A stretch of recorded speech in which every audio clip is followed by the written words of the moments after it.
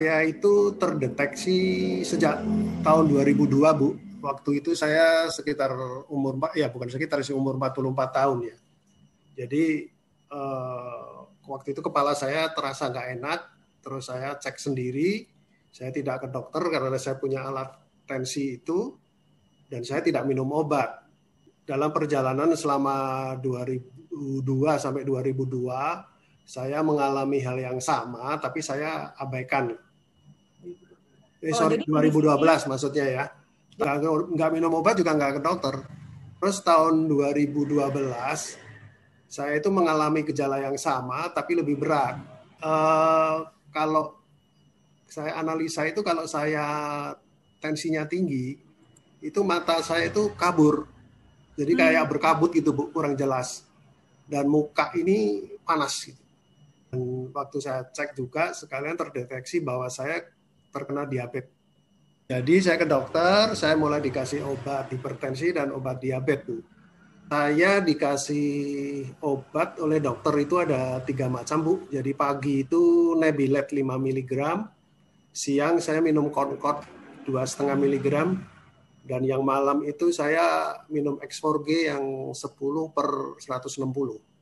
Nah, sekarang gini Pak Edi, ya kondisi Pak Edi sekarang gimana nih Pak Edi? Sharing ke kita Pak Edi. Kondisi sekarang sih banyak membaik, Bu. Terutama sejak saya minum Alfameta. Ini Alfametanya seperti ini. Saya juga minum air Alpaspin. Ini ada Alpaspinnya yang di dalam.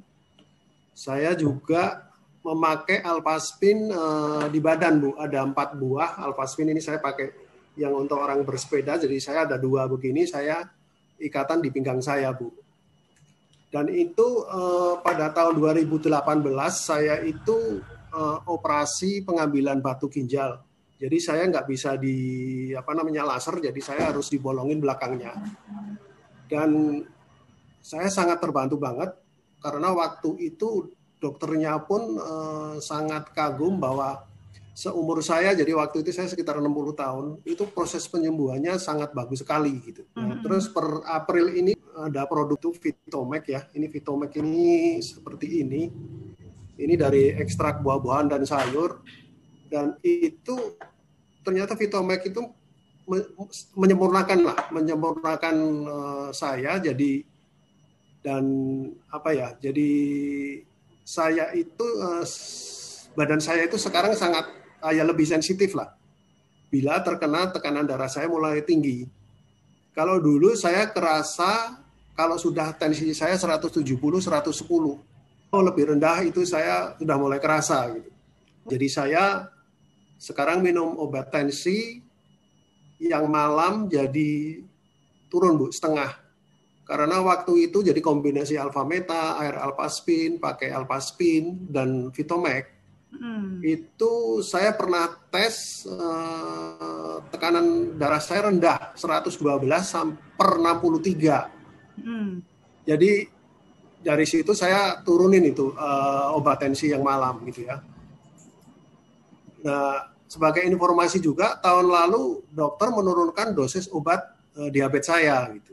Dengan turunin obat, tapi Pak Edi tetap kontrol nih. Ini Forensis kita bisa lihat ya. Ini adalah hasil Pak Edi kontrol setiap harinya ya. Jadi, nah ini ya, ini mungkin kecil ya, tapi nggak apa-apa ya, ini kita lihat ya. Nah, ini dari mulai kita bulan 5 ya, dilihat ya, 136, 130 ya. Jadi, ini paginya 136, bawahnya, atasnya 136, bawahnya 85. Terus ya, kurang lebih adalah di angka sekitar 127, 28 gitu ya Pak ya.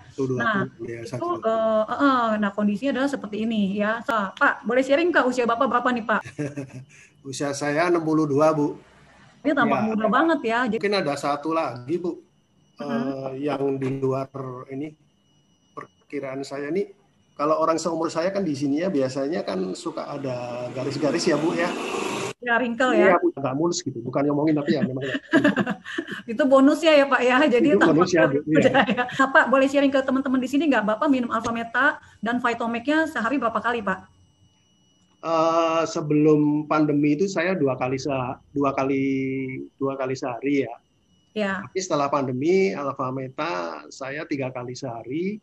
Vitomeknya saya 3 kali sehari itu tiap maksudnya per 10 titik, Bu. Jadi pagi 10 titik, 10 tetes, siang 10 tetes, malam 10 tetes, Bu. Kan katanya gini, kan katanya orang-orang yang gampang stres itu juga memicu jadi hipertensi juga nih Pak Edi ya. Manajemen stres seperti apa sih yang Pak Edi lakukan untuk supaya juga menekan hipertensi dari Pak Edi? Ini saya bersyukur banget. Saya kenal produk ini, tapi paketnya paket lengkap, Bu. Produknya bagus, saya bisa kenal dengan komunitas FFG yang sangat positif ya, Bu. Saya banyak belajar untuk selalu berpikir positif karena FFG mengajarkan itu, Bu. Waktu awal-awal pandemik, kita semua orang tahu banyak berita-berita yang negatif lah yang masuk gitu ya. Ada berapa banyak yang meninggal, berapa banyak yang terkena dan gitu ya. Nah, saya diajarkan untuk ayo stop itu, nggak usah dibaca gitu ya. Makanya saya stop baca-baca itu.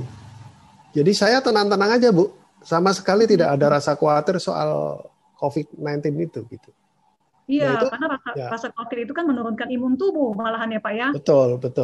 Kalau saya khawatir nanti nggak bisa tidur, tensi saya naik dan sebagainya, Bu. Ya itulah salah satu manajemen stres itu ya, hindarin berita-berita negatif, Bu. Satu lagi juga saya di FFG, saya juga diajarin tentang nilai-nilai kehidupan. Itu nggak pernah saya dapat di pelajaran manapun, Bu.